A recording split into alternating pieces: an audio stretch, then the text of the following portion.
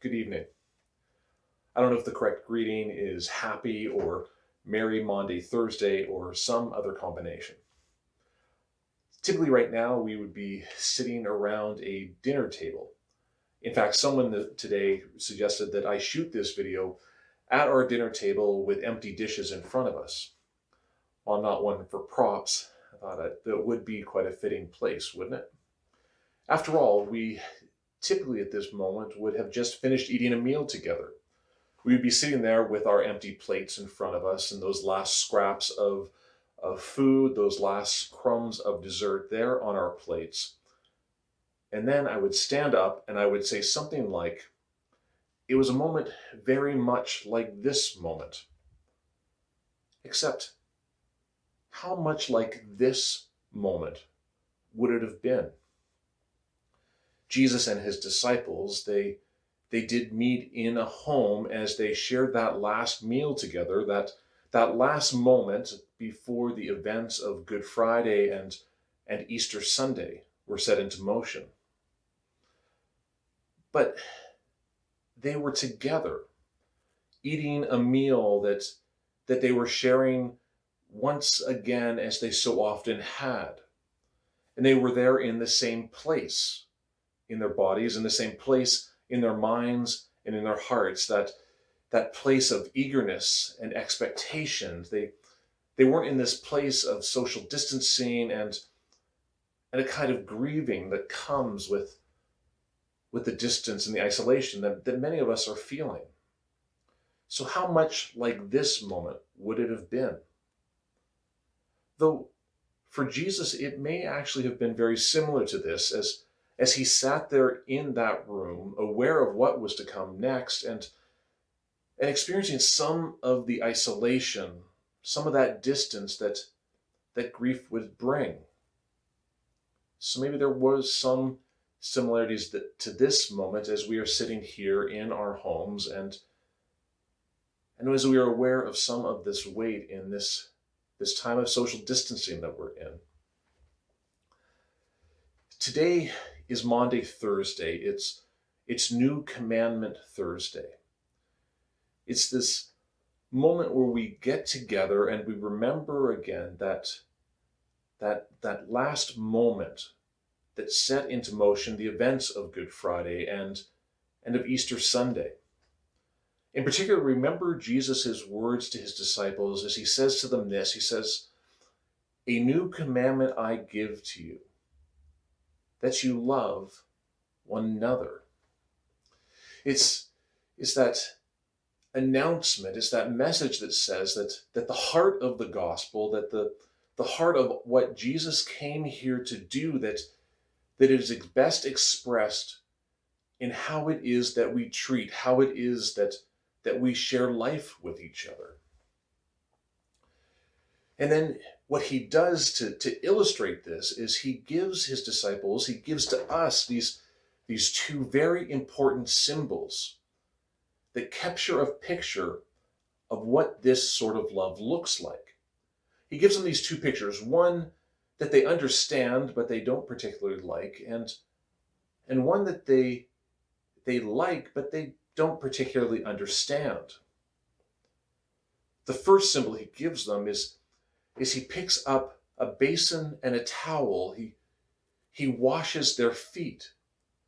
So he goes and he takes the position of the servant. So here he is, the leader. Here he is, the great one, the greatest one in that room, in the eyes, in the lives of the people who are gathered there or with him. And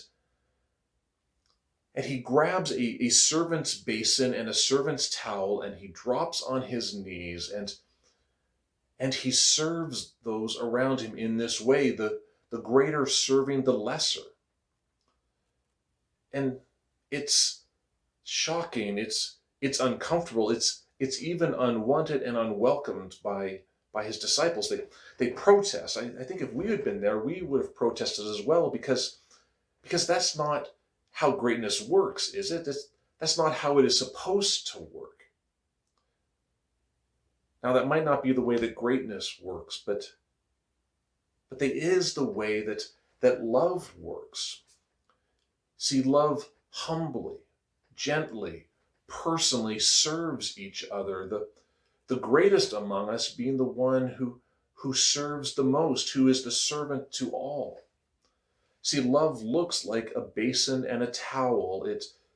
It looks like going and serving each other in these humble, in these personal, in these loving ways. The disciples understood this, though they didn't particularly like this. But the second symbol was different. The second symbol was a symbol that they liked. It was food. Jesus took a loaf of bread, he took a cup of wine, and he gave it to them. They like these things. Maybe you, where you're sitting right now, that you're finding that you're liking these things a little bit more than you should, as you don't have a whole lot to do these days. But they looked forward to this. They were enjoying this. But then he does something that they can't understand. He takes this bread and he takes this cup and he gives thanks for it. And he gives it to them saying, "This is my body. This is my blood. Take and eat this. Take and drink this in remembrance of me." So they receive it and they don't. I mean, how could they understand it? Though in a few short days they would begin to understand just what this means. They would begin to understand that greater love has no one than this, than to lay down their lives for their friends. They begin to understand that God's love for us was made known to us once and for all in the cross, in Christ's death in our place. That his love would be demonstrated by sacrifice, and that it would be his life for ours, that we might know this peace, that we might know this joy, that we might know this freedom and release that we can find in him. And then with this, it's this realization that this sacrifice is not simply for our benefit, but the sacrifice in turn even becomes something of a model for us of what this sort of love that we extend to one another looks like. It looks like sacrifice. It looks like this cost. It's the sacrifice to our egos, the sacrifice to our times, to our comforts, to our personal preferences even. All whatever it may be that the call of love makes a demand on us for. So Jesus gives them these two symbols of what this love, of what this new commandment, this new practice looks like. It looks like a basin and a towel. It looks like the bread and the cup. Now, typically we are together, we would close our time together by sharing in communion, by sharing in the bread and the cup together. But I don't want us to do that tonight, or I don't want us to try to somehow substitute this in our absence. Instead, maybe we can do this as we speak of these things, and as we recall the taste of the bread and the cup and the significance that is of sharing it together.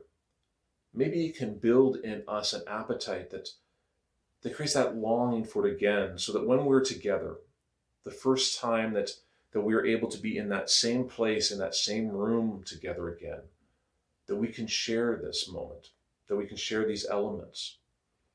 So we're not going to close by somehow trying to share communion together now, but instead I want us to close by pointing us once again towards Jesus. Point us once again towards the basin and the towel. Point us once again towards the bread and the cup. Towards these symbols of servants. Towards these symbols of sacrifice. Towards these symbols of love. And may we commit ourselves to them once again, as God's love for us moves us to love him and to love each other. So until we are together again, may the love of Christ go with each of you.